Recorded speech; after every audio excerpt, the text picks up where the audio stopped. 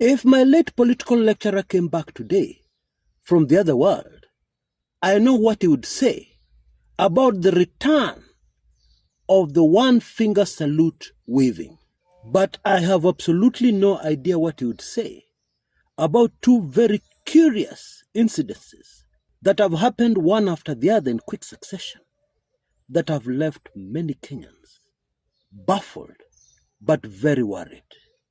And I must say, others very excited. You'll understand in a minute. The first, thousands of birds attacked State House. That is really what it was. They invaded in large swarms. Information has been very scanty on exactly what happened. But we know that shots were fired. We know that shots were even fired at some of the birds. Because at one point, there was great panic.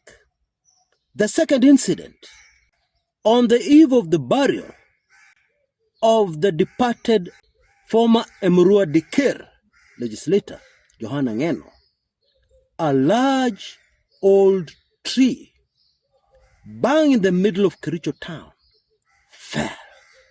Now, even those who are not spiritual know that when a tree falls, especially a tree that was not planted yesterday, that did not grow yesterday, an old tree, 100 years old, 200 years old, when that kind of tree falls, it means something. It must mean something. But what does it mean?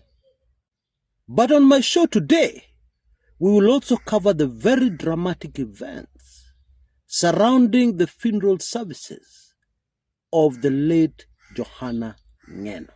Too much drama.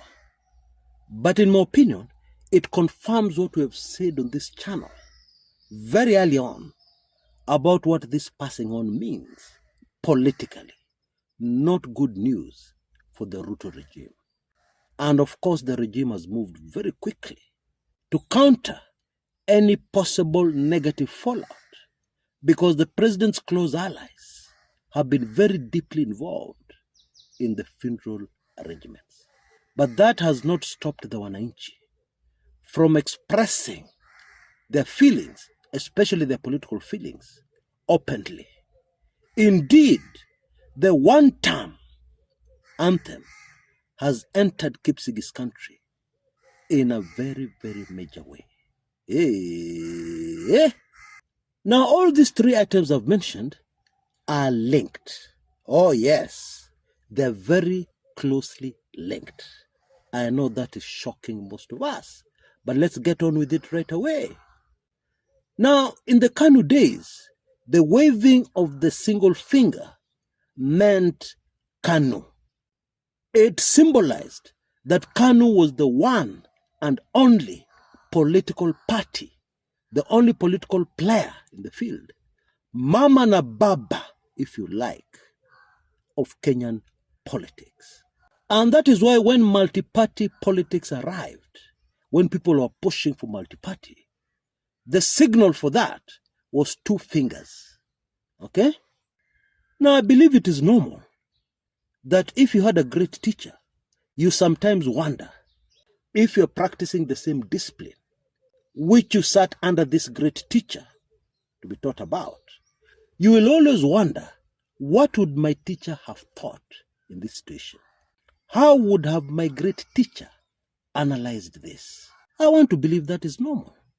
And in some instances, you will know exactly what your teacher would have said. At least initially, my political lecturer would have said about the one-finger salute, Allah, Kanu imerudi? Then, of course, I would have responded, no, that is a very popular thing in Kenya these days.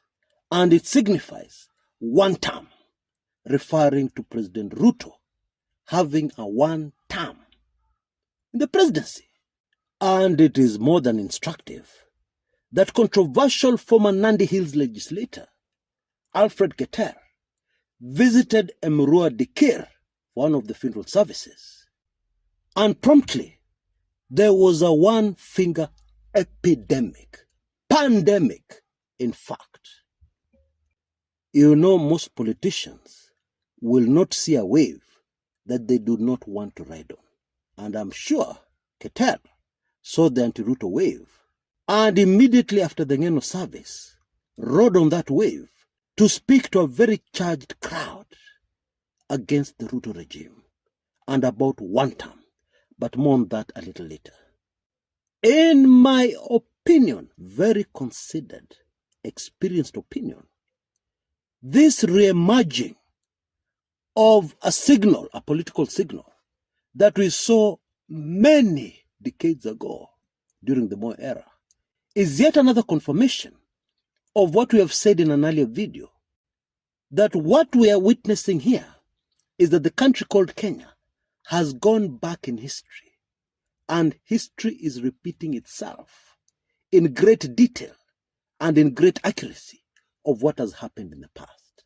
Of course, what that means is that it is very easy to predict what is going to happen next with clockwork precision.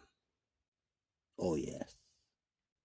And this is very clearly confirmed by the invasion of State House Nairobi by thousands of birds, and further reconfirmed by the falling of a huge old tree in Kericho town.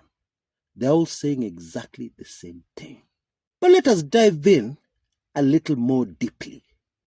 It is important to take note of the fact that the invasion of the birds was not a small matter. Why? Because President Ruto himself spoke about it. And his interpretation of what it meant, in my opinion, and in the opinion of many, was very clear.